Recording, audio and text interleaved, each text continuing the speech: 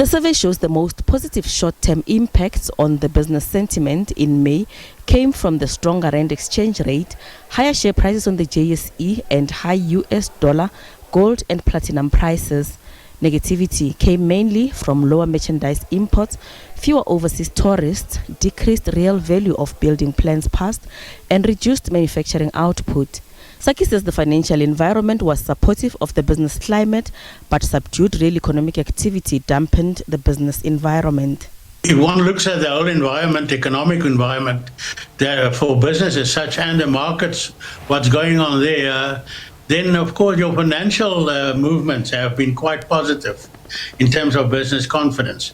And that's actually what kept the index sort of afloat at 0.9 index points in May. But we must remember in April, there was quite some negative developments internationally as well as for South Africa specifically that created a lot of uncertainty in the business environment. So the index actually dropped from March to April by 8.6 index points.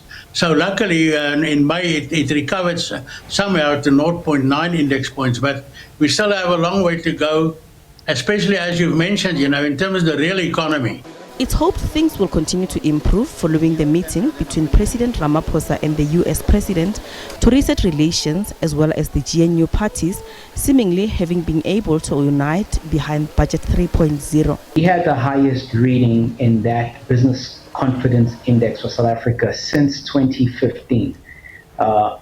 That's in the wake of both the GNU over the past 10 months or so, 11 months, as well as the post-Trump euphoria. However, that confidence took a severe knock in the month of April when Trump's tariffs came in. And so this tick up is a recovery from that level.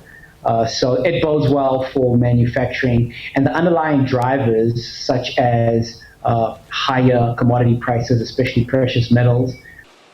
SACCI says South Africa will do well if it can get right, growing the economy, restoring business and investor confidence, and creating employment. Gloria Sefakomusi, SABC News, Johannesburg.